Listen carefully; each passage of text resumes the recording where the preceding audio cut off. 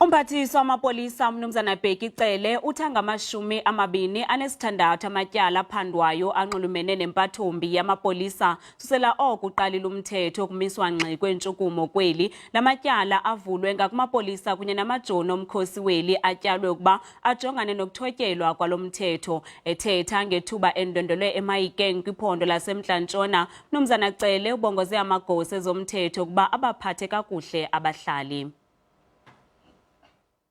Kusuku lwesihlanu lokumiswa ngxi kweentshukumo kweli, uluntu lwaseMahikeng eMntla-Ntshona lusagcwele ngaphandle lusamkela imali yalo yesibonelelo sikarhulumente luthenga nokutya. We have been practicing this 1 meter thing between us so that at least we can try to minimize the spread of COVID-19. Ivenkile zilumkisiwe ngokusondelelana kwabantu okanye zijongane nesohlwayo. We allow up to 100 people, not more than 100 people. Where to get that? We've got from our Spar head office. We got a list. They work it per square meter for the shops. So we don't allow more than 100 people in our shop.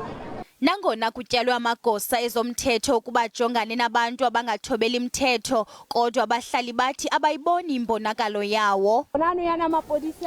Amapolisa siwabona kuphela edolophini awekho tu ezilalini. Kufuneka singcwabile silusapho kodwa sikwazi ukwenza nenye into. UMphathiswa ulumkise abo basebenzisa amagunya abo gwenxa. All these cases you are raising are being investigated by the IPIT.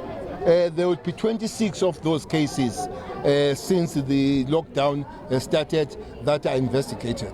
We are making the call to our forces to be compassionate as they can, to respect as they can, but we are also making the call to the nation to understand, respect the law, and we all work together. Sele kubanjwe abantu abangaphaya kwamawaka amabini kweli jikelele ngenxa yokungathobeli umthetho.